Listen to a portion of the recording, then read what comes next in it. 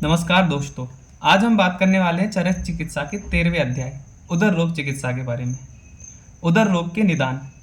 अतिसंचित दोषानाम पाप कर्म च कुर्विताम, यानी दोषों के अत्यधिक मात्रा में संचित हो जाने से, पाप कर्मों के करने से।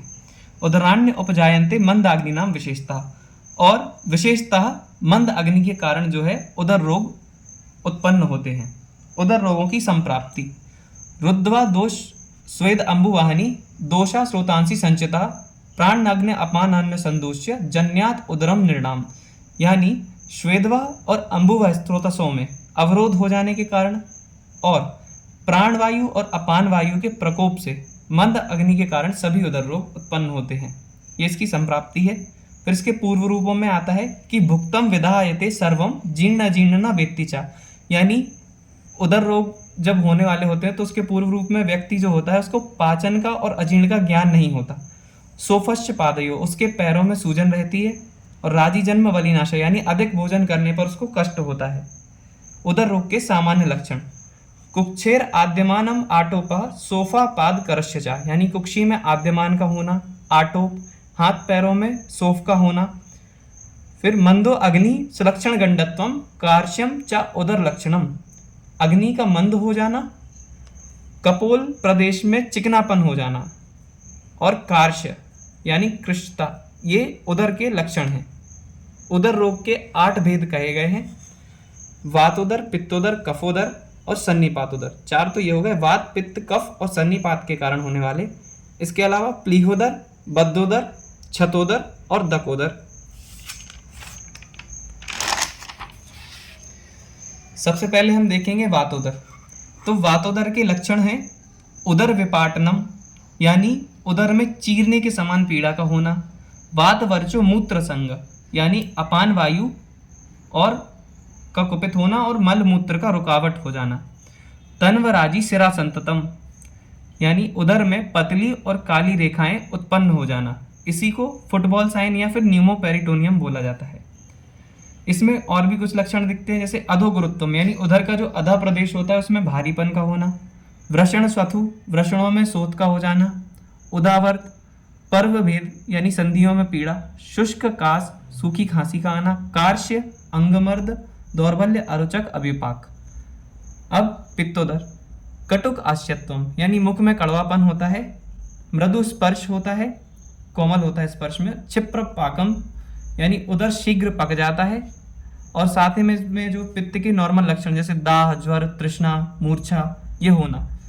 और हमने वातोदर में देखा था कि तन्व सिताराजी सिरा संततम। यहाँ पित्तोदर में है नील, पीत, हरित, ताम्रराजी सिरावनद्दम, यानी नील वर्ण, पीत वर्ण, हरित और हरिद्रा के समान और ताम्र वर्ण की जो सिराएं उत्पन्न होती हैं उदर में। अब कफोदर। तो कफोदर में पाणी पादम मुष्कोर उरु सोफा, यानी हाथ पैर, मुष्क यानी वृषण और उरु में सोफ का होना। शुक्ल राजी सिरा संततम, कफोदर में श्वेत वर्ण की रेखाएं उदर में दिखती हैं। फिर उत्क्लेश यानी जी मचलाना, निद्रा, श्वास, कास, अंगमर्द, अरोचक, अविपाक। तो ये अंगमर्द, अरोचक, अविपाक जो है ये वातोदर और कफोदर में सेम है। फिर सन्निपातोदर, इसी को सुश्रुत ने दूष्योदर नाम से भी बोला है। इन्होंने बोला है कि मंद या दूषी विष के सेवन करने से सन्निपातोदर होता है, इसी कारण से इसको दूष्योदर भी बोला गया है। इसमें नाना वर्ण राजी सिरा संततम, यानी उदर में नाना वर्ण की सिराओं का उत्पन्न हो जाना। तो गर्विष और दूषी विष के सेवन करने से सन्निपातोदर होता है। आचार्य सुश्रुत ने सन्निपातोदर को दूष्योदर के नाम से वर्णन किया है। फिर प्लीहोदर। अब प्लीहोदर का जो वर्णन है वो स्प्लीनोमेगेली से किया जाता है, मतलब मॉडर्न में इससे कंपेयर करेंगे इसको। तो इसके लक्षण आते हैं वाम पार्श्व आश्रित प्लीहाच्युता स्थानात् प्रवर्तते शोणितम व रसादिभ्यो विवर्धम तम वर्धयेत, यानी उदर के वाम पार्श्व में यानी लेफ्ट लेटरल साइड में प्लीहा स्थित होती है, उसके च्युत हो जाने से, अपने स्थान से हटने से या उसकी वृद्धि होने से प्लीहोदर होता है।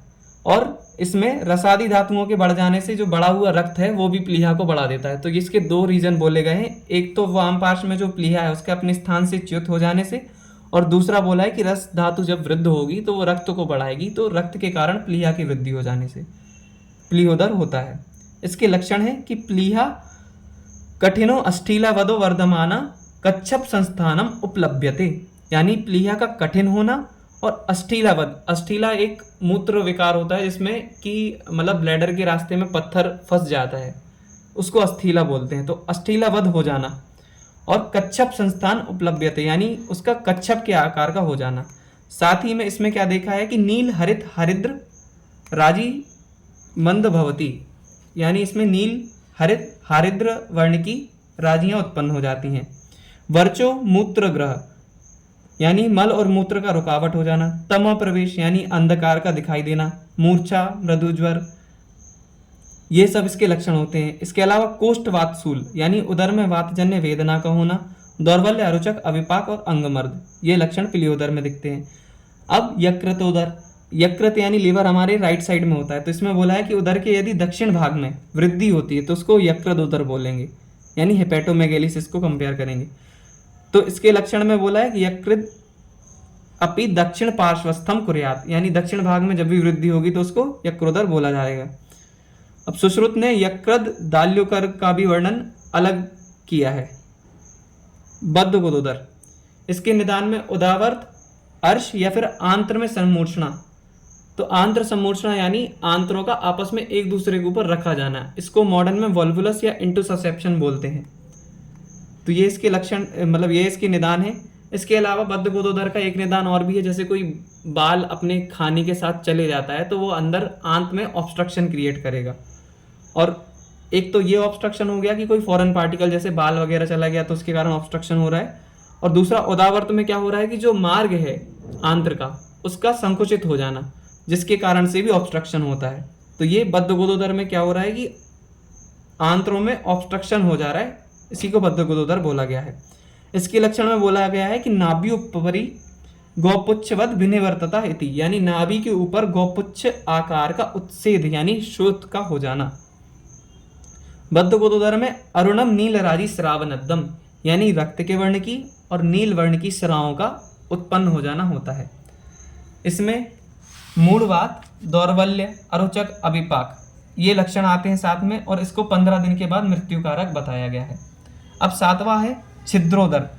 तो छिद्रोदर को बोला है कि नाभि प्रायो अभिवर्धमानम उदकोदरम भवति, यानी प्राय नाभि के नीचे होता है। गुणबगंधी आम वर्ष, मृदे की समान गंध वाला और अपपुरीश आता है इसमें। छतोदर से इसको कंपेयर करते हैं, या इसका नाम छतोदर भी बोलते हैं, जिसमें परिस्त्रावी उदर होता है। इसको आगंतुक उदर रोग बोला है सुश्रुत ने। इसके लिए उन्होंने एक कोटेशन दिया है कि जातम जातम जलम श्राव्यमेवं तद्यापदे पयेद विषक। अब 8वां बताया गया है जलोदर, इसी को दकोदर भी बोलते हैं। तो इसमें बोला है इतने स्नेह पीतस्य मंद अग्नि, यानी स्नेह पिया हुआ व्यक्ति या मंद अग्नि वाला व्यक्ति जब अधिक मात्रा में जल का सेवन करता है तो उसको जलोदर होने के चांसेस रहते हैं। इसके अलावा अत्य अम्बुपानम नष्टे अग्नो मारुता प्लोमनी संस्थिता, यानी अत्यधिक मात्रा में जल का पान पीने से या नष्ट अग्नि वाला व्यक्ति जब पीता है उसको, तो उसका जो क्लोम वाली जगहें होती हैं यानी म्यूकस वाली जो जगहें होती हैं उसमें वात का और कफ का जल के साथ कुपित हो जाना। स्नेह पान के बाद जल पीने से मंदाग्नि होकर जल संचय होने लगता है, इसी को अपन असाइटिस बोलते हैं। जैसे फ्लूइड का सीक्रेशन होता है स्टमक में या एब्डोमिनल एरिया में। इसके लक्षण में बोला है उदक पूर्ण धृति संक्षोभ संस्पर्शा, यानी अपन एक साइड अगर अपने एब्डोमेन को होल्ड करें और दूसरी साइड से टैप करें, इसको अपन परकशन एग्जामिनेशन बोलते हैं मॉडर्न में। तो जिस साइड अपन ने होल्ड कर रखा है वहाँ पे अपन को वेव्स फील होती हैं। ऐसे ही इसमें क्या है, स्पर्श करने पर जल से भरे मशक के समान उदर में क्षोभ प्रतीत होना है, इसी को परकशन एग्जामिनेशन बोला गया है। इसके अलावा इसमें नाना वर्ण राजी सिरासंततम, यानी नाना वर्ण की सराएं दिखाई देती हैं। अब जलोदर रोग की 3 अवस्थाएं बताई हैं। एक तो अजातोदक, इसमें गुड़गुड़ाच्च सिराजाल गवाक्षतम, यानी पेट में गुड़गुड़ की आवाज होना, और सिराजाल गवाक्षतम यानी सिराजाल दिखाई देना। नाभि विष्टंभ पायु मूत्रे अपि संगते विधि, यानी नाभि प्रदेश में वात रुक जाती है, फिर वहां पर गुदा प्रदेश में वेग उत्पन्न करके वो वात जो है वो नष्ट हो जाती है। तो ये अजातोदक के लक्षण है। अजातोदक में जल का संचय नहीं होता है, उदर में कोई शोथ नहीं होता है, उदर रक्त वर्ण का दिखाई देता है, और सिराजाल गवाक्षतम यानी सिराजाल स्पष्ट दिखाई देता है। दूसरे प्रकार का जलोदर जो है दूसरी अवस्था जो है उसकी पिच्छोत्पत्ति, यानी उदर में जल बढ़ जाने से गाढ़ा द्रव उत्पन्न होने लगता है। तीसरी अवस्था है जातोदक, उदर की अत्यंत वृद्धि और सिरा अंतर्दान गमनम, यानी सिराएं जो हैं वो दिखाई नहीं पड़ती जातोदक में, और जल से भरी मशक के समान संक्षोभ में स्पर्श, यानी वही परकसन एग्जामिनेशन वाला। तो उदर रोगों की अंतिम अवस्था जो होती है वो दकोदर होती है, और सभी उदर रोग जो हैं वो पूर्व के क्रम से उपेक्षा उत्तरोत्तर कृच्छ साध्य होते हैं। यानी जो हमने स्टार्टिंग से पढ़ा था कि वातोदर, वात पित्त कफ सन्निपात, उसके अलावा फिर प्लीहोदर, बद्धकोदर, छिद्रोदर और जलोदर, तो ये जो बाद बाद में जो आते जाते हैं वो उत्तरोत्तर कृच्छ साध्य यानी उतने ही हार्ड टू क्योर होते हैं।